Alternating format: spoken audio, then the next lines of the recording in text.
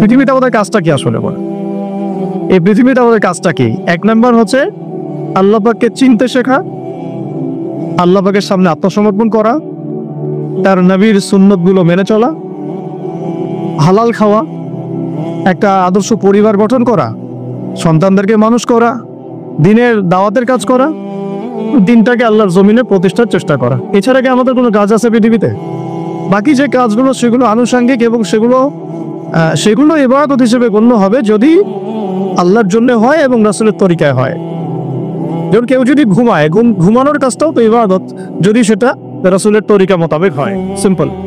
খাওয়া দাওয়া করা, আমরা আমাদের চাহিদায় খাই, কিন্তু এটাও ইবাদত হিসেবে গণ্য হবে যদি খাওয়ার সুন্নাতটা আমরা ঠিক মতো আদায় করতে পারি। তাহলে প্রতিটা কাজই সুন্নাত এবং ইবাদত হবে যদি আমরা সেটা তরিকা ঠিক রাখি।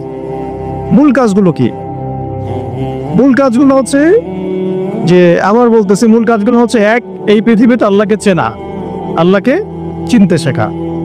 দুই, আল্লাহ রাব্বুল আলামিনের সামনে শর্তহীন আত্মসমর্পণ, শর্ত সাপেক্ষে না, একদম নিঃশর্ত আত্মসমর্পণ। তিন, আল্লাহ পাকের সমস্ত হুকুম আহকামগুলো মেনে চলা। চার, রাসূলুল্লাহ সাল্লাল্লাহু আলাইহি ওয়াসাল্লামের আদর্শ প্রত্যেকটা কাজে বাস্তবায়ন করা, সুন্নতের উপর থাকা। পাঁচ, হালাল খাওয়া। ছয়, আদর্শ পরিবার গড়ে তোলা। সাত, সন্তান প্রতিপালন। আট, সৎ কাজে আদেশ। নয়, অসৎ কাজে নিষেধ। 10, আল্লাহ পাকের এই জমিনের মধ্যে দিনটাকে প্রতিষ্ঠার চেষ্টা করা, যার যা সামর্থ্য আছে তাই দিয়ে। কেউ জান দিয়ে করবে, কেউ মাল দিয়ে করবে, কেউ কথা দিয়ে করবে, কেউ লিখনি দিয়ে করবে, কেউ প্রয়োজনে আল্লাহর পথে জিহাদ করবে, কেউ প্রয়োজনে শহীদ হবে। যার যেটা সুরত সে সেভাবে করবে। এছাড়া কি দুনিয়াতে আমাদের কোনো কাজ আছে? এই কাজগুলোর মধ্যে, এই কাজগুলোকে যদি আমরা বাস্তবায়ন করতে পারি তাহলে দুনিয়াতেও সফল হব ইনশাআল্লাহ, পরকালেও জান্নাতে যাবো ইনশাআল্লাহ। এই তো, এই কাজগুলো যদি আমরা বাস্তবায়ন করতে পারি দুনিয়াতেও সফল হব ইনশাআল্লাহ এবং পরকালেও জান্নাতে যাবো ইনশাআল্লাহ। এই ক্ষেত্রে এই গন্তব্য হাসিল করার জন্য যে কাজটা সবার আগে দরকার, এতগুলো যেগুলো বললাম, এই গন্তব্যটা হাসিল করার জন্য সবার আগে যে কাজটা দরকার সেটা হচ্ছে শরিয়াতের একটা ন্যূনতম জ্ঞান অর্জন করা। শরিয়াতের ন্যূনতম একটা জ্ঞান অর্জন করা। শরিয়াতের ন্যূনতম জ্ঞান বলতে আমি কি মিন করছি, কি বুঝাচ্ছ? আমি বুঝাচ্ছি কমপক্ষে আপনাকে বিশুদ্ধ করে কোরআন তেলাওয়াত করা শিখতে হবে, 1 নাম্বার। এর সাথে আপনাকে আরবি ভাষা কিছুটা হলেও শিখতে হবে যাতে আপনি কোরআনটা বুঝতে পারেন। 3 নাম্বার হচ্ছে হাদিস শাস্ত্র পড়ার যোগ্যতা আপনাকে অর্জন করতে হবে, মানে হাদিস পড়াশোনা করতে হবে। 4 নাম্বার, নবী সাল্লাল্লাহু আলাইহি ওয়াসাল্লামের পবিত্র সিরাত অর্থাৎ জীবনী, এটা আপনাকে পড়তে হবে। মনে থাকবে তো? লিখে নেন। 5 নাম্বার হচ্ছে, 1 নাম্বার কি বলেছিলাম? বিশুদ্ধ কোরআন তিলাওয়াত। তারপরে বলেছি আরবি ভাষা শিক্ষা করা। তারপরে বলেছি হাদিস পাঠ। তারপরে বলেছি সিরাত পাঠ। 5 নাম্বার হচ্ছে আকীদা বিশুদ্ধ করা। আকীদা বিশুদ্ধ করা। আকীদার অনেক কিতাব আছে এবং আকীদার আর অনেক দার্সও আছে, এটা নিয়ে আমরা পরে আলোচনা করব ইনশাআল্লাহ। 6 নাম্বার হচ্ছে আপনার ইসলামের ইতিহাস পড়াশোনা করতে হবে, ইসলামের ইতিহাসটা পড়াশোনা করতে হবে। 7 নাম্বার হচ্ছে ইসলামিক অর্থনীতি পড়াশোনা করতে হবে, ইসলামী অর্থনীতির জ্ঞান রাখতে হবে। 8 নাম্বার ইসলামিক পারিবারিক জীবন ব্যবস্থার জ্ঞান অর্জন করতে হবে, ইসলামিক পারিবারিক জীবন ব্যবস্থার জ্ঞান অর্জন করতে হবে। 9 নাম্বার সন্তান প্রতিপালন কিভাবে করতে হয়, ইসলামিক প্যারেন্টিং এর জ্ঞান অর্জন করতে হবে। 10 নাম্বার হচ্ছে যে ফিকহের জ্ঞান অর্জন করা। ফিকহ মানে হচ্ছে তুলনামূলক যে মাসলা মাসাইলগুলো না জানলে আমরা আমল করতে পারবো না, এই মাসলা মাসাইলগুলো জেনে নেওয়া, যেটাকে আমরা বলি যে ফরজে আইনের জ্ঞান, ফরজে আইনের জ্ঞান। তাহলে এখানেও 10টা পয়েন্ট বের হয়ে আসলো, তাই না?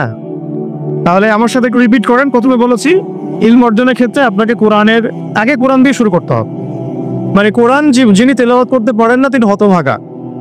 মুসলিম পরিবারে জন্মগ্রহণ করেও যিনি কোরআন তেলাওয়াত করতে পারেন না, আমি মনে করি না এই পৃথিবীতে তার চেয়ে হতভাগা কেউ আছে, আমি মনে করি না।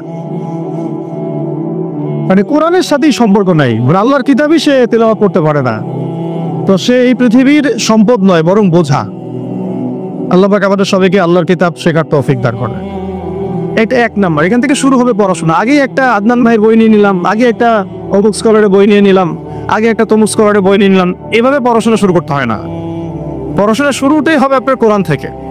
সব বন্ধ, আগে কোরআন তেলাওয়াত থেকে শুরু করুন।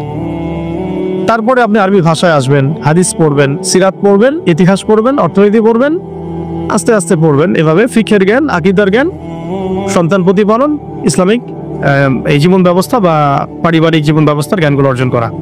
তো ইনশাআল্লাহ আমরা এই জ্ঞানগুলো অর্জনের চেষ্টা করবো তো ইনশাআল্লাহ। এখন কঠিন প্রশ্ন হচ্ছে, এখন আমি তো বললাম একটা তাত্ত্বিক কথা বললাম, এখন আপনিও জানেন আমিও জানি, এইটা আপনি এখন কিভাবে করবেন, কিভাবে করবেন, সম্ভব কিনা আপনার পক্ষে? কারণ এখানে অনেকেই, বেশিরভাগই হয়তো বা জেনারেল ব্যাকগ্রাউন্ডের মানুষ, যারা অনার্সে পড়েছেন, মাস্টার্স পড়েছেন বা এখন ফ্যামিলি লাইফে আছেন, কেউ কখনোই মাদ্রাসার দুয়ারেও যেতে পারেন নাই। এখন যদি আপনি এগুলো শুরু করতে চান, তাহলে আপনার সামনে অপশন কি আসলে? আপনি কি আবার শুরু থেকে মাদ্রাসায় ভর্তি হতে পারবেন? উত্তর হচ্ছে না। তাহলে সেকেন্ড অপশন হচ্ছে মাদ্রাসা ভিত্তিক যদি শর্ট কোর্স চালু করা হয়, সেই শর্ট কোর্সগুলো আপনাকে করতে হবে, এছাড়া তো কোনো অপশন নাই। 3 নম্বর আরও প্রশ্ন আসবে, এটা কি আপনি অফলাইনে সব জায়গায় মুভ করে করে করতে পারবেন? উত্তর হচ্ছে না। যদি আপনার অফলাইনে আপনার সামনে কোনো সুযোগ থাকে তাহলে তো ভালো, যে আপনার বাসার পাশে একটা মাদ্রাসা আছে বা আপনার এলাকাতে একটা সুন্দর মাদ্রাসা আছে, এটা থাকলে তো আলহামদুলিল্লাহ এবং ভালো, আমরা চাই সেটাই হোক। কিন্তু সবার ক্ষেত্রে এটা পসিবল হয়ে ওঠে না। এই কারণে অনলাইনের কোর্সগুলোর দিকেও একটু ফোকাস করতে পারেন, যাতে ঘরে বসে পর্দার সাথে আপনি কোর্সগুলো করতে পারেন। 4 নম্বর পয়েন্ট হচ্ছে, এই কোর্সগুলো করলেই আবার সব শেখা যায় না। কারণ অনলাইনের কোর্সগুলো তো আপেক্ষিক, এগুলো সব সামনাসামনি বসে তো পড়ানো হয় না, এই কারণে ইফেক্টটা আসে না। এই যে সামনে বসে লেকচার দিচ্ছে, এটার যে ইম্প্যাক্ট, এটা অনলাইন লেকচার শোনার ইম্প্যাক্টটা সেম না কখনোই। এই জন্য আমরা সবসময় বলি যে ওস্তাদদের সামনে গিয়ে দার্স নেওয়া আর কি। এই সুযোগটা তো সবাই সব মেয়ে পাচ্ছেন না, এই জন্য আমরা আপনাদের প্রতি আহ্বান করবো এবং আমরাও উদ্যোগ নেওয়ার চেষ্টা করবো, যাতে প্রত্যেকটা বিভাগীয় শহরে, অ্যাটলিস্ট প্রত্যেকটা বিভাগীয় শহরে মেয়েদের জন্য একটা স্বনামধন্য, একটা আদর্শ দিনী মার্কাজ প্রতিষ্ঠা করা যায়, যেখানে অফলাইনে আমাদের দিনী বোনরা এসে সপ্তাহে 2 দিন 3 দিন শিখবেন। এতে ইনশাল্লাহ 1 বছর অনলাইনে পড়ার চাইতে বেশি ফায়দা হবে ইনশাআল্লাহ। কিন্তু এই কাজটা আমার একার পক্ষে করা সম্ভব না, ওনার একার পক্ষে করা সম্ভব না। উনি বললাম এটা নিয়ে আবার ঝগড়া করতে পারে, আমাদের ওস্তাজার একার পক্ষে করা সম্ভব না, আমাদের প্রিয় ওস্তাজার একার পক্ষে করা সম্ভব না, ঠিক আছে? তো এটা আবার আমাদের সবাইকেই হাত লাগাতে হবে। আমার কাছে এত অর্থ সম্পদ নাই, আমার কাছে কোনো জায়গা জমিও নাই, থাকলে আমরা আল্লাহর রাস্তায় ফি সাবিলিল্লাহ দিয়ে দিতাম। যাদের কাছে আছে তারা এগিয়ে আসেন, প্রতিষ্ঠান গড়ে তোলেন, প্রত্যেকটা এলাকায় একটা করে মেয়েদের মার্কাজ গড়ে তোলেন, টিচারদেরকে আমরা ট্রেন করে দিব ইনশাল্লাহ, সিলেবাস আমরা দিয়ে দিব ইনশাল্লাহ, মল্লিমা আমরা পাঠাবো ইনশাল্লাহ।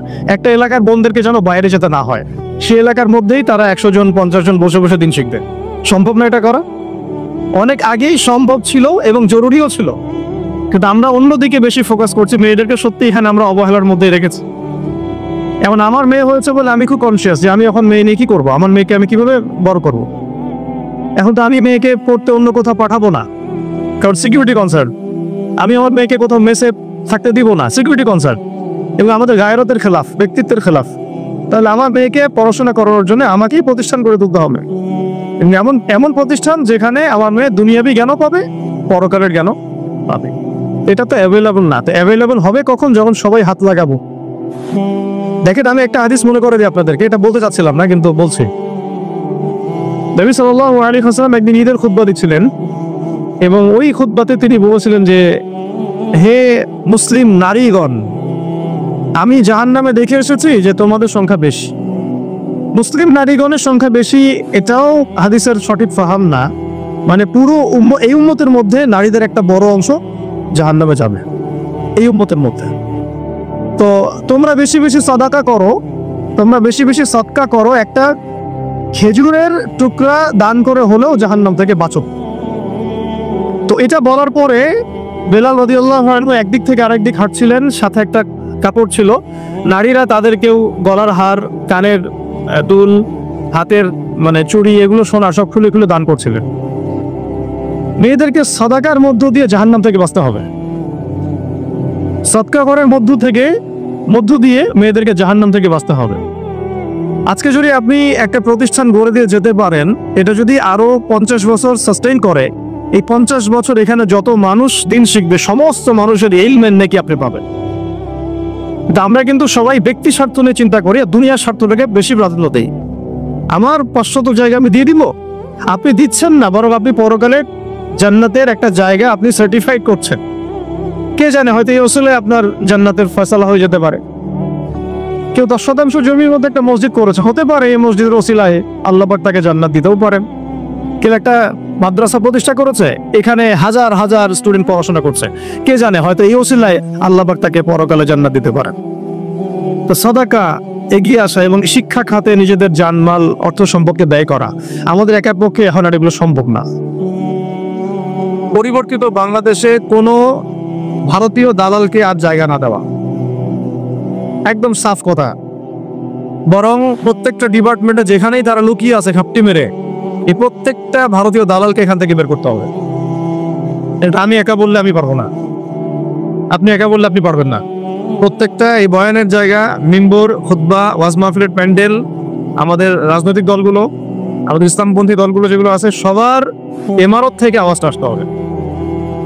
কারণ এরা যদি আর একটা বার সুযোগ করতে পারে, না থাকবে আপনার দেহ আর না থাকবে আপনার মাথা।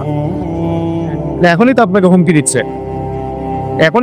দিচ্ছে, যে কোনো সময় একটা একটা করে গুপ্ত হত্যা করবে এরা। তো এই জিনিসগুলো কিন্তু বিচ্ছিন্ন ঘটনা না। তাহলে তার আগে চট্টগ্রামে সাইফুল ইসলাম ভাইকে এক ভাইকে কুপায় মারা হয়েছে, এটার বিচার এখন হয় নাই। যারা মারছে ওদের পক্ষ নিয়ে আমরা আবার সংখ্যালঘুর স্লোগান তুললাম। এ কেমন সংখ্যালঘু যে আমার ভাইকে জবাই করে হত্যা করে? হ্যাঁ, সংখ্যালঘু নির্যাতনটা হচ্ছে ভারতে এক একটা মসজিদ তারা ভাঙতেছে। এটা একটা লক্ষণ। আস্তে আস্তে ওর মানচিত্র মসজিদের মতোই ভেঙে খান খান হয়ে যাবে ইনশাআল্লাহ।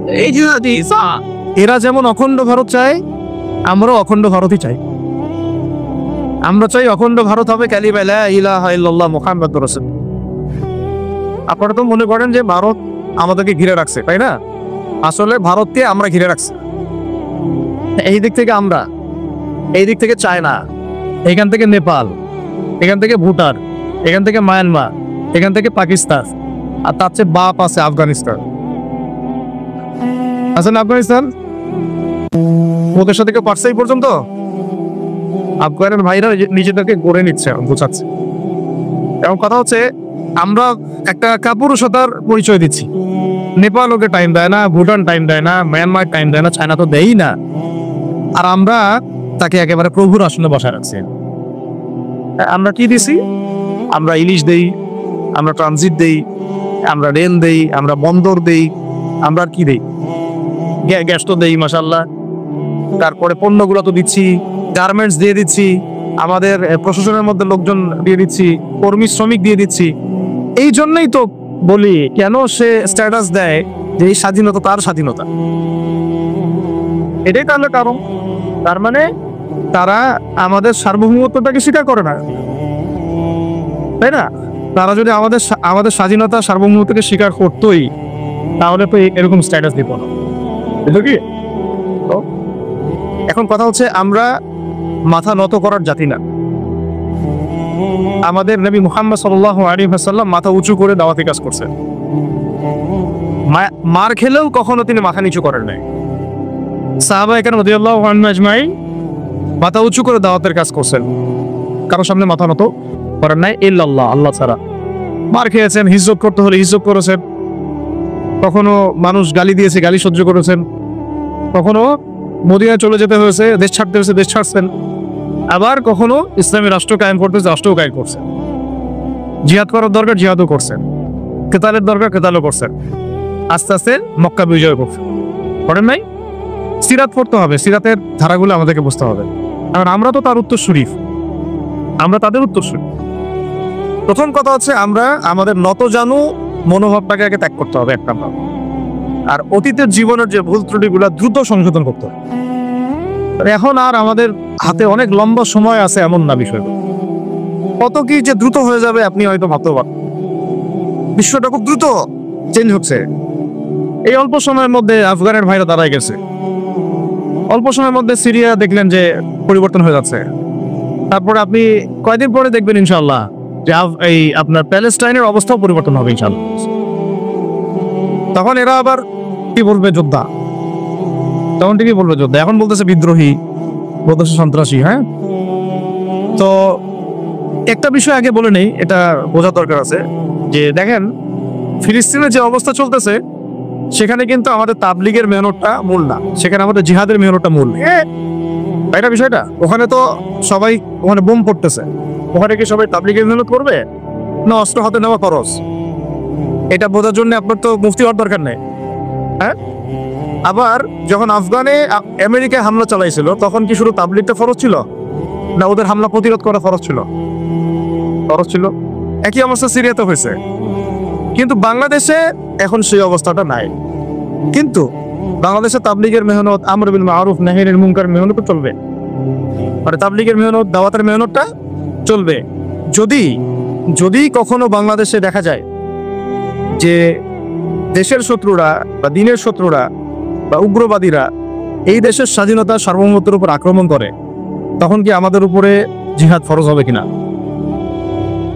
এখন যদি তাই হয়, এখন আপনাদের কি মনে হয় এটার সম্ভাবনা আছে না নাই? এটুকু ইন্টেলেকচুয়াল অবস্থা তো আপনাদের আছে, এটার সম্ভাবনাও হতে পারে, আজও কালও হতেই পারে। তখন আমার প্রিপারেশনটা কি হবে সেটা আমাকে এখন জানতে হবে। আমার প্রিপারেশনটা কি হওয়া উচিত? প্রথম প্রিপারেশন হওয়া উচিত আগের সমস্ত জিন্দগিতে যা করছি নিজেকে আল্লাহর দিকে ফিরাই নিয়ে আসে।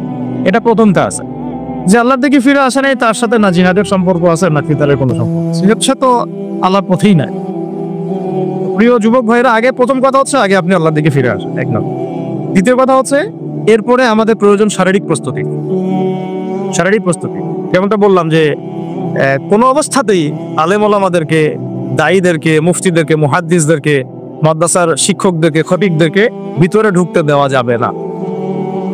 কারণ আপনাদেরকে যদি ভিতরে নিয়ে যাওয়ার স্কোপ পায় তারা নতুন করে আবারও কেউ, তাহলে আর সুস্থ রাখবে না, ফিজিক্যালি আপনি ঠিক থাকতে পারবেন না। অতএব একটা সামাজিক প্রতিরোধ গড়ে তুলতে হবে সবসময়। মানে একটা এলাকার মধ্যে কেউ আলেম আছেন, সেই আলেমকে এলাকা থেকে নিতে পারবে না, তাকে নেওয়ার আগে 100 জনের উপর গুলি চালাইতে হবে, এমন একটা মুভমেন্ট থাকতে হবে। প্রতিবাদ না করলে আপনি বান্দরবনে যান, বান্দরবনের পাহাড়ি এলাকায় গিয়ে কোন একটা পাহাড়ি লোককে উঠাই নিয়ে আসেন, দেখি কত বড় সাহস আছে। আর্মি পর্যন্ত পারে না, কে পারে না?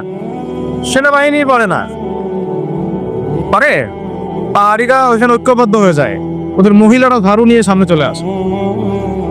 এই আমাদের বান্দরবনের কথা বলছি, ওখানে যে কুকি চিং একটা ফ্রন্ট গঠন করছে সশস্ত্র বিদ্রোহীরা, ওই অংশটুকুকে নিয়ে একটা মাস্টার প্ল্যান আছে ওদের।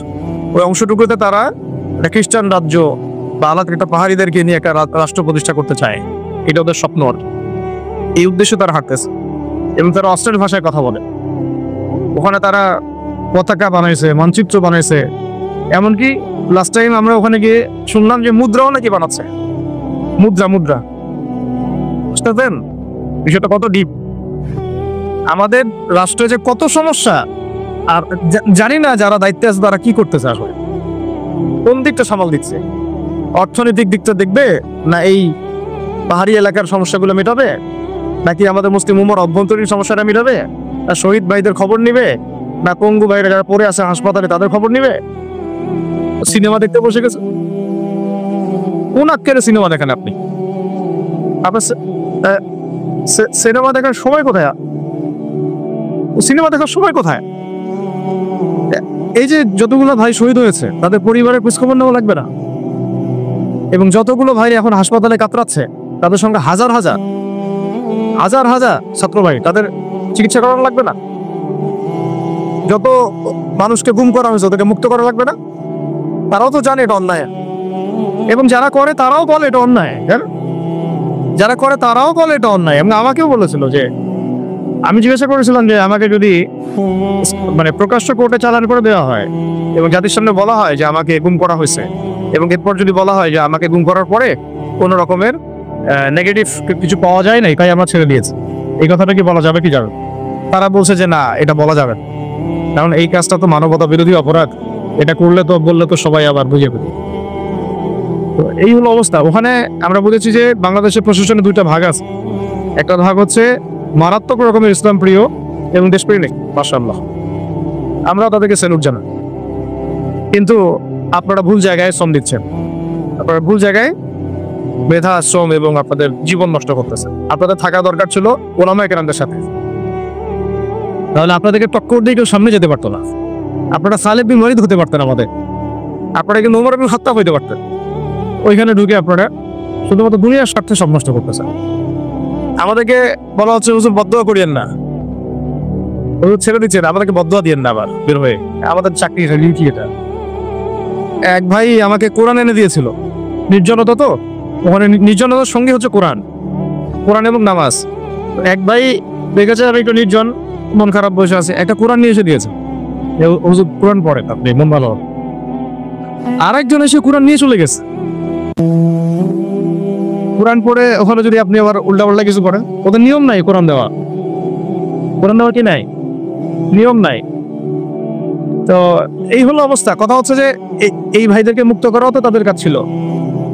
যে ওলামায়ে কেরামদের একজনের উপরে 3টা 4টা 5টা 10টা করে মামলা এখনো চলতেছে, তাদেরকে মুক্ত করা উচিত ছিল না?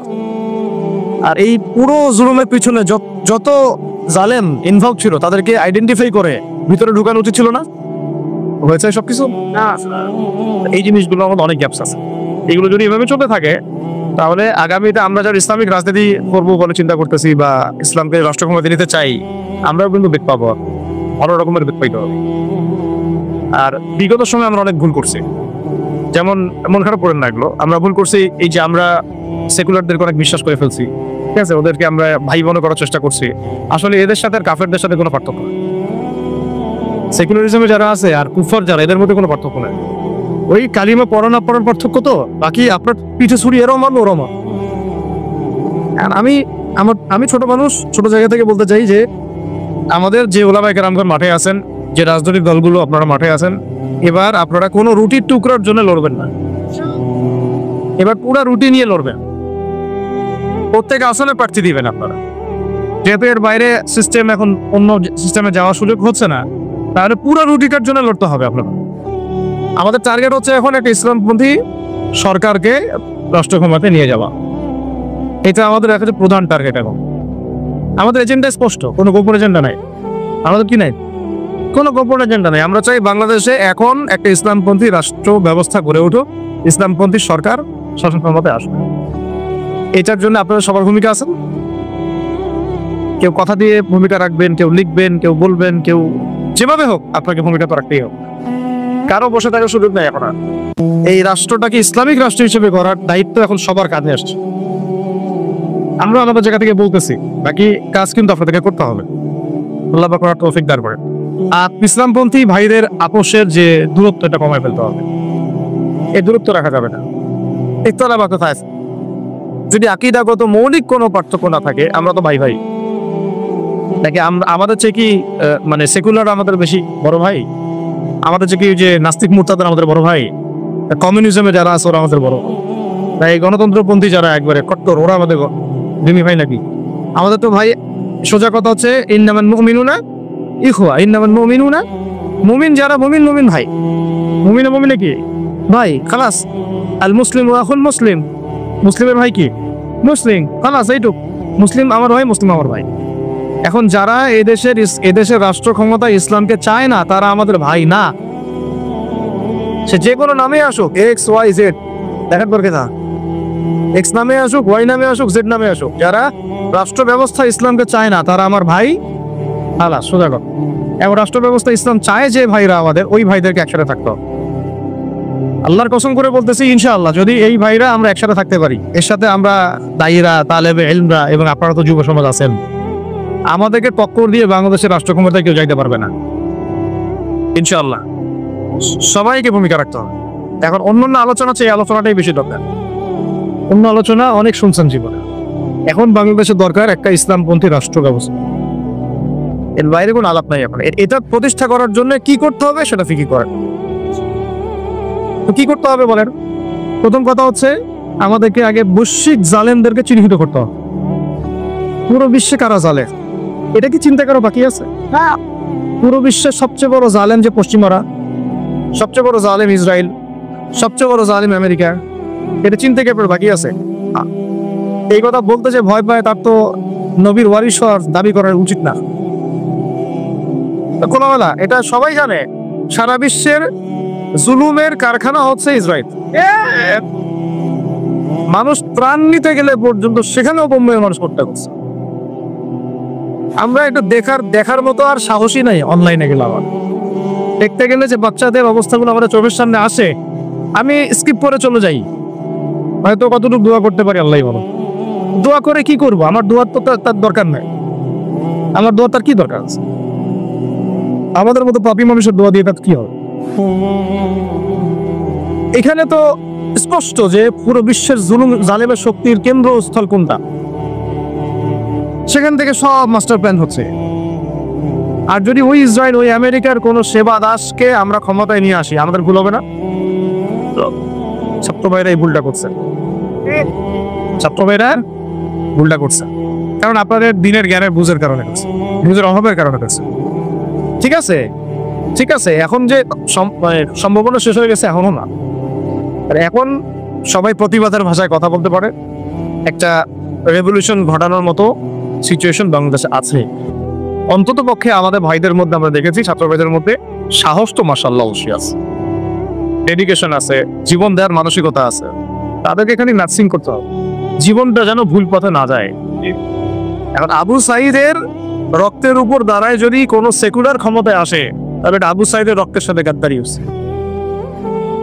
এই মুগ্ধদের রক্তের উপর শি বানায় যদি কোনো জাতীয়তাবাদীরা, আর ওই সেই গণতন্ত্রপন্থীরা, ওই ইসলামের দুশ্মনরা, ওই ভারতের দালাল্লাই যদি ক্ষমতায় আসে, তাহলে এটা ওদের রক্তের সাথে গাদ্দারি হচ্ছে। এই গাদ্দারির মাফ হবে না।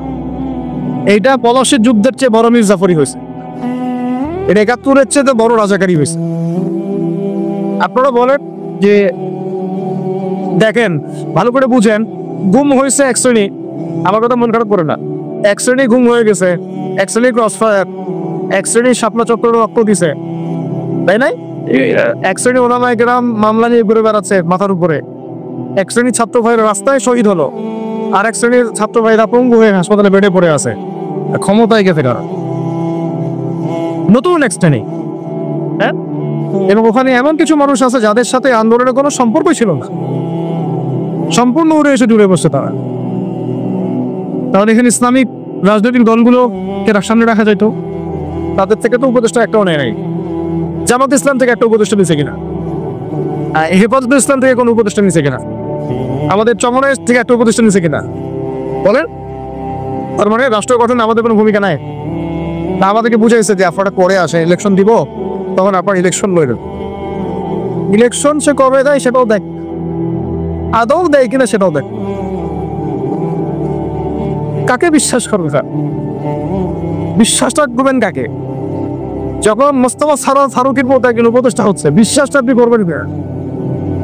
সারা জীবন মানুষকে পরকে শিখাচ্ছে, তার কোন যোগ্যতায় সে উপদেষ্টা হচ্ছে? আচ্ছা, একটা কাজ করে, এটা উপদেষ্টা করার জন্য একটা পরীক্ষা নেন না, দেখি বিসিএস এর মধ্যে, দেখেন এরা পাস করে কিনা। অথবা আপনি একটা কাজ করেন, ইসলামিক সেন্সে পরীক্ষা নেন, দেখেন কোরআন তেলাওয়াত করতে পারে কিনা। কিসের ভিত্তিতে হলো? এই যে এই সমস্যাগুলো থেকে গেছে। তারপরও যা হয়ে গেছে হয়ে গেছে। এখন আমাদের যেটা কথা সেটা হচ্ছে, আমরা তো আর কোনো বিদ্রোহে যেতে চাই না, আমরা তো শান্তিপূর্ণভাবে ইসলাম প্রতিষ্ঠা করতে।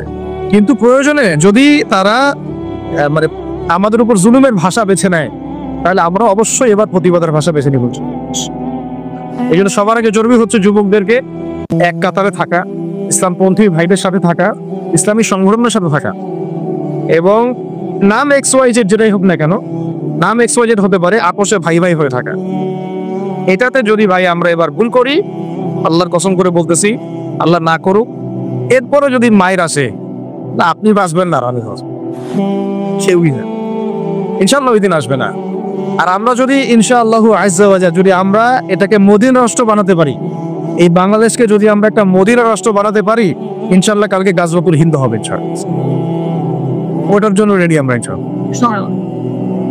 পাকিস্তানের কাছে কিছুই না, আছে খালি 10টা-12টা পারমাণবিক মনো অস্ত্র, তাতেই ভয়ে কাঁপতে থাকে। চায়না খালি একটু ভয় দেখায় যে আগাইলে কিন্তু চিকেন নিয়ে নিব, আগাইলে কিন্তু চিকেন নেক দিলে ফেলবো। চায়নার ওই ছোট ছোট যোদ্ধাদের কাছে যে মাইকটা খায়, আর আমাদের এখানে দেখা যায় যে সীমান্তর মধ্যে একটা কৃষকও যদি সীমান্ত থেকে দূরেও হাল চাষ করে, ওকে গুম করে মেরে ফেলা নেই। পেলানির কথা ভুলে গেছেন আপনারা? আমাদের বন্যা এরকম কতগুলো মানুষকে সীমান্ত হত্যা করে মারা হয়েছে। আজকে গুগলে গিয়ে সার্চ করে দেখেন, কতগুলো মানুষকে বিগত 15 বছরে সীমান্ত হত্যা করো। এখানে আমাদের স্বাধীনতার প্রশ্ন আসে না, এখানে গণতন্ত্রের কথা আসে না, সার্বভৌমত্বের কথা আসে না, না, বরং তারা ক্ষমতার জন্য ওদের কাছে ইমান বিক্রি করে দিয়েছে। ক্ষমতার জন্য এই উগ্রদের কাছে, মানে উগ্র হিন্দুত্ববাদীদের কাছে ওরা তাদের ইমান, ওদের আমল, ওদের তাকওয়া, ওদের দিন সব বিক্রি করে দিচ্ছে। এই জন্য আমি আগে বলেছি একটা লেকচারে যে আমরা যদি বিরিয়ানি খেতে চাই, আপনি যদি বিরিয়ানি খেতে চান একটা পাত্র নেবেন কিনা? জি। আচ্ছা, পাত্রটা যদি ময়লা থাকে খাবেন? পাত্র অনেক ময়লা আছে, আপনি কি ওইখানেই বিরিয়ানি ঢালবেন? তাহলে খাওয়া শুরু করবেন? সবার আগে আপনি কি করেন? এটাকে ধোন, পরিষ্কার করেন, তাই না? বাংলাদেশকে যদি আপনি ইসলামী রাষ্ট্র হিসেবে করতে চান, আগে এই দেশের মধ্যে যে পয়জন গুলো আছে এগুলোকে দূর করতে, সমস্ত পয়জনকে ধুয়ে সাফ করতে হবে। তারপরে যে খেলাফা বা শরিয়া বা ইমারা যেটাই আসুক, ইমারা এক জিনিস, খেলাফা আর এক জিনিস। আমি এক কথায় বোঝাচ্ছি ইসলামী রাষ্ট্র ব্যবস্থা, ইসলামী রাষ্ট্র ব্যবস্থা। যদি ইসলামী রাষ্ট্র ব্যবস্থা তারপরে আসে জমিন সাফ করার পরে, তখন সেটা সাস্টেইন করবে ইনশাআল্লাহ। আর যদি ময়লার মধ্যেই ইসলামী রাষ্ট্র কায়েম করতে চান, তখন হবে উদাহরণটা এরকম যে আপনি এই নোংরা ড্রেনের মধ্যে নেমে গায়ে সাবান মাখা শুরু করছেন, হাততে কোনো লাভ হবে না, বরং ওই নোংরাই আপনাকে খেয়ে ফেলতে। ঠিক আছে, ডেমোক্রেটিক সিস্টেমের মধ্য দিয়ে যদি আমাদের ভাইরা ক্ষমতা যেতে পারে, যাক না, সমস্যা কিছু নাই। এটা কতটুকু জায়েজ না জায়েজ, হালাল হারাম সুন্নাত, এদিকে আমি যাচ্ছি না। এবং এটা নিশ্চিত তারাও জানে এটা সুন্নাত না, তারাও জানে এটা কি না, সুন্নাত পদ্ধতি না। কারণ রাসূলুল্লাহ সাল্লাল্লাহু আলাইহি ওয়াসাল্লাম দাওয়াতের মধ্য দিয়ে এবং সশস্ত্র যুদ্ধের মধ্য দিয়ে মানে মক্কা বিজয় করেছেন। দাওয়াতের মধ্য দিয়ে তিনি মদিনা রাষ্ট্র কায়েম করেছেন। তারপরে মদিনা রাষ্ট্রকে বেস করে আস্তে আস্তে আরো রাষ্ট্রকে এক্সপ্যান্ড করেছেন। বদর, উহুদ, খন্দক, খায়বার এগুলো হয়েছে, আস্তে আস্তে মক্কা বিজয় হয়েছে।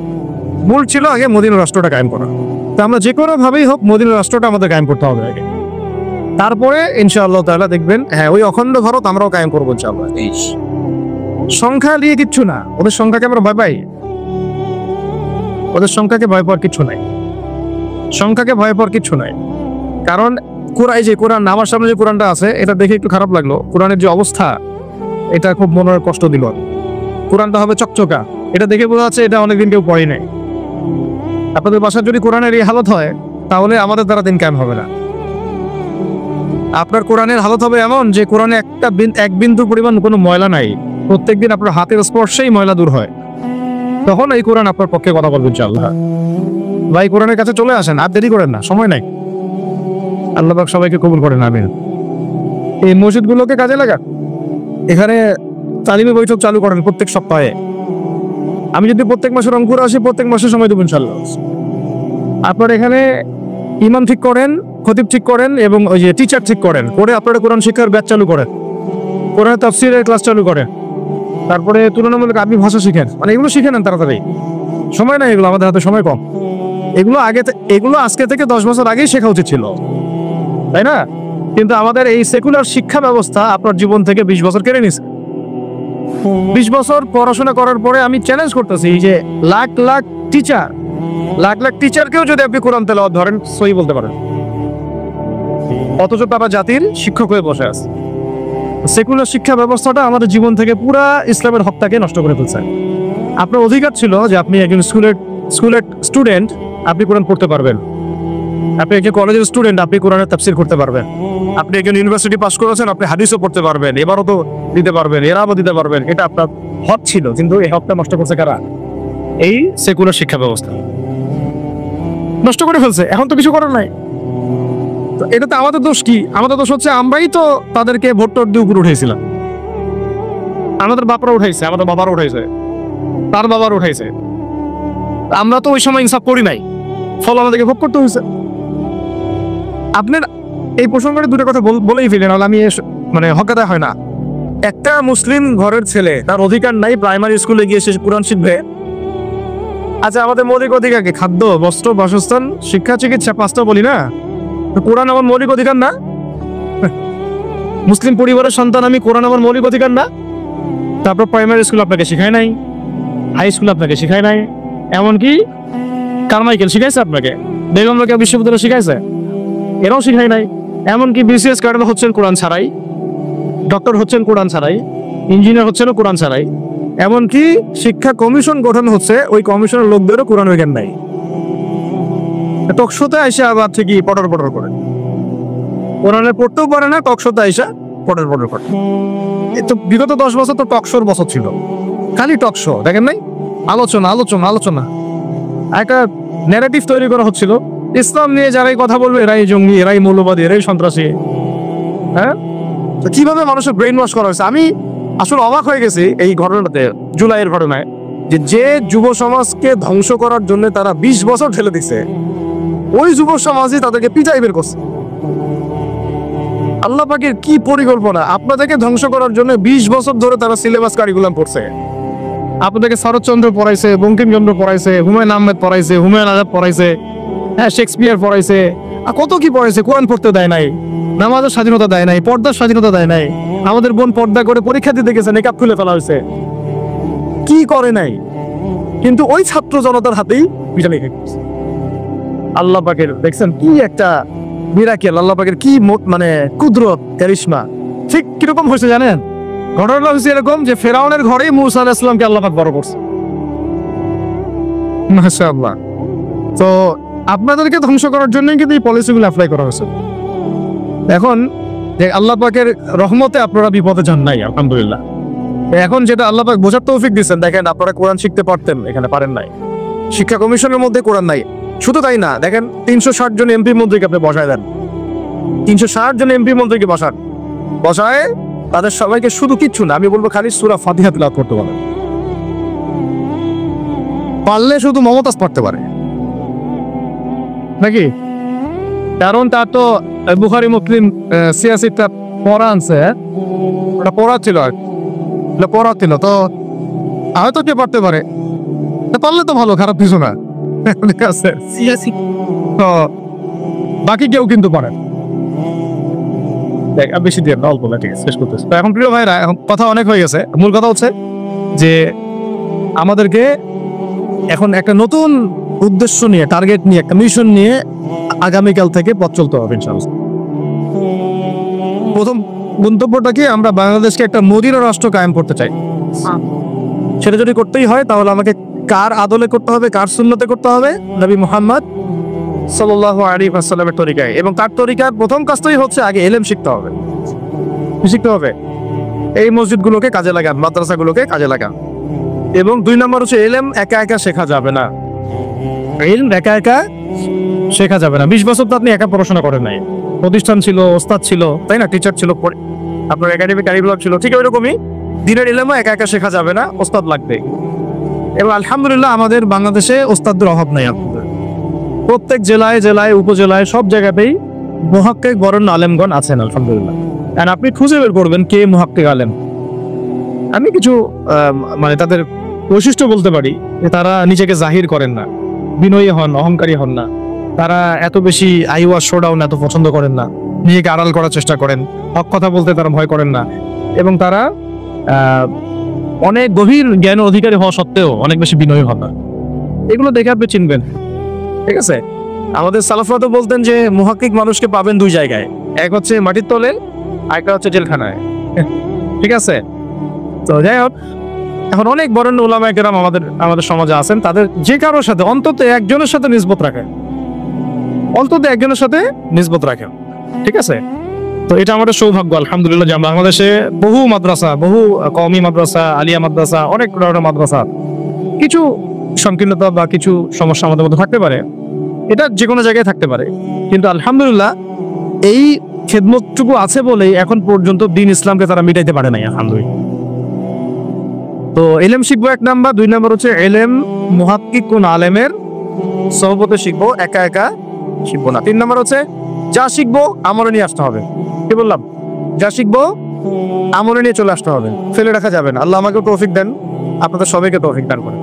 4 নাম্বার সময় কাজে লাগাইতে হবে, সময় কাজে লাগাইতে হবে। কোনো অবস্থাতেই আর হেলায় ফেলায় সময় নষ্ট করবো না, আমিও করবো না ইনশাল্লাহ, আপনারাও করবেন না ইনশাল্লাহ। 5 নাম্বার হচ্ছে নিজের প্রতিভাকে খুঁজে বের করবে। সবাইকে আল্লাহ কিছু না কিছু প্রতিভা দিছে, প্রতিভা খুঁজে বের করে ইসলামের জন্য কাজে লাগাবে। 6 নাম্বার হচ্ছে যাদের রিজিক হালাল তাদের তো আলহামদুলিল্লাহ কোনো সমস্যা নেই, যাদের হারাম রিজিক আজকে ছাড়তে হবে। কোনো সুদের সাথে সম্পৃক্ত থাকা যাবে না, কোনো ঘুষ, কোনো দুর্নীতি, কোনো মাপে কম দেওয়া, কোনো হারামে আমি খাবো না, আমি কোনো হারামের কাছে যাব না। আর উত্তরবঙ্গের বড় বড় ফিতনাগুলোর মধ্যে এই সুদী এনজিওদের ফিতনাও আছে, কাদিয়ানিদের ফিতনাও আছে, তাই না? তারপরে আপনার এই যে ইসাই মুসলিমদের একটা ফিতনা আছে না, একটা ফিতনা আছে। তারপরে এই আপনার বিড়ি ফ্যাক্টরি, তামাক ফ্যাক্টরি, এগুলা ফিতনা আছে হারাম খাবার। আবার নতুন করে ইসকনের ফিতনাও উত্তরবঙ্গে দেখা যাচ্ছে। তো এই ফিতনাগুলোকে চিহ্নিত করে আপনাকে বেঁচে থাকতে হবে এবং রিজিকটাকে হালাল করে ফেলতে হবে, ঠিক আছে? এর পাশাপাশি হচ্ছে 6 নম্বর বলবো যে পরিবারগুলো গড়ে তুলতে হবে। প্রত্যেকটা পরিবার হবে একটা দুর্গ। মানে আমার পরিবার হচ্ছে আমার একটা ইসলামিক রাষ্ট্রের মতো। এই পরিবারের মধ্যে অনইসলামিক কোনো কাজ চলে না। পরিবারের মালিক কি আমি না? এখানে কি রাষ্ট্র আমাকে হস্তক্ষেপ করতে পারবে? তা আমার পরিবার আমার কন্ট্রোলে চলবে, একদম ইসলামিক অনুশাসন অনুযায়ী চলবে, ডানে বামে নড়তে পারবে না। এভাবে আপনাকে শক্ত থাকতে হবে। 7 নম্বর হচ্ছে এখন থেকে তাবলীগের কাজ সবাইকে করতে হবে। কতটুকু করবেন? যতটুকু আপনি জানেন, যতটুকু আপনি জানেন। যেটা জানেন না ওটা নিয়ে কথা বলার দরকার নেই। আর সমাজে কিছু ইখতিলাফি মাসালাগুলো আছে যেগুলোকে নিয়ে কিছু মানে মোটা বুদ্ধির মানুষেরা আর কি মসজিদগুলো ভাগ করে ফেলে, ঠিক আছে? এই পাল্লায় পড়া যাবে না। ইখতিলাফি মাসালাগুলো সাহাবীদের যুগ থেকেই ছিল, এগুলো নিয়ে মতবিরোধের সুযোগ নাই। এটা তার কাছে এই মাসালাটা অথেন্টিক মনে হয়, সে আমল করতেছে, করুক। আমার কাছে এই ফিকহের আলোকে এটা বেশি অথেন্টিক মনে হয়, আমি এটা আমল করতেছি। এগুলো নিয়ে কোনো রকমের আর দ্বন্দ্বে যাবেন না।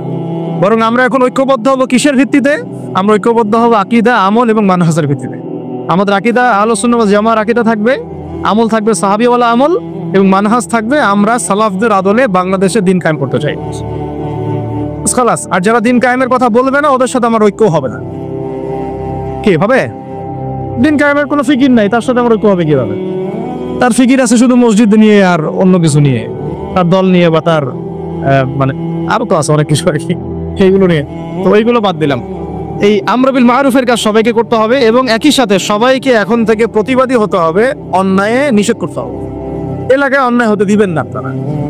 এলাকার মধ্যে জুয়া খেলবে কেন? আপনারা প্রতিবাদী হবে। এখানে গাঁজা খাবে কেন? আপনি প্রতিবাদী হবেন। মাদকের আকারা হবে কেন? আপনারা প্রতিবাদ করবেন। এখন তো আপনি পুলিশ প্রশাসনের অপেক্ষায় বসে থাকার সময় নাই তো এখন আপনার। একজন নেককার, মুত্তাকি, পরহেজগার মানুষ প্রত্যেকটা এলাকায় থাকা দরকার। আপনাদের মধ্যে একটা জামা বা কমিউনিটি থাকা দরকার, মানে একটা অ্যাসোসিয়েশন থাকা দরকার, যারা ওই এলাকায় একটা সংস্কারের কাজ করবে ইনশাআল্লাহ। অথবা বৃহত্তর সংগঠন যেগুলো আছে বাংলাদেশে, তাদের অঙ্গ সংগঠন হিসেবে আপনারা কাজ করতে পারেন। আল্লাহ তৌফিক দান করেন। আর একটা চেইন অফ কমান্ড গড়ে তুলতে হবে দেশব্যাপী। এটা আমরা অলরেডি আছে, এবং নতুন করেও যদি কেউ চায় যে আমি কিছু অ্যাসোসিয়েশন করব যেটা আমর বিল মারুফের কাজ করবে, নাহির মুনকারের কাজ করবে, তাহলে এটাও করতে পারে ইনশাআল্লাহ। আর এর সাথে আমি বলবো যে আমাদের জান, মাল, সময়, শ্রম, কয়টা কথা বললাম? জান, মাল, সময় এবং শ্রম। জান, আমাদের মাল, আমাদের সময়, আমাদের শ্রম, এই 4টা জিনিসকে আল্লাহর জন্য ওয়াকফ করে দিব। দুনিয়াতে মুসাফির আমরা, দুনিয়াতে কি আমরা মুসাফির। আমাদেরকে পাঠানোই হয়েছে আল্লাহর ইবাদত করার জন্য। এবং শুধু একা ইবাদত করবো কেন? আমি কি স্বার্থপর? আমার পরিবারটাও করতে হবে। এবং শুধু পরিবার কেন করবো? আমার সমাজটাও করতে হবে, আমার রাষ্ট্রটাকেও করতে হবে। কারণ রাষ্ট্রীয় কাঠামোতে ইসলাম না থাকলে আমি সমাজ চেঞ্জ করতে পারবো না। সহজ কথা। সব কথা কিন্তু ওই গোড়াতে গিয়ে ঠেকতেছে। কারণ রাষ্ট্র ব্যবস্থায় যদি ইসলাম না যায়, রাজনীতির মধ্যে ইসলাম যদি না যায়, এবং একটা ইসলামিক শরিয়া ভিত্তিক বা ইমারা ভিত্তিক রাষ্ট্র যদি কায়েম না হয়, এই শব্দগুলো হয়তো তারা বুঝে না।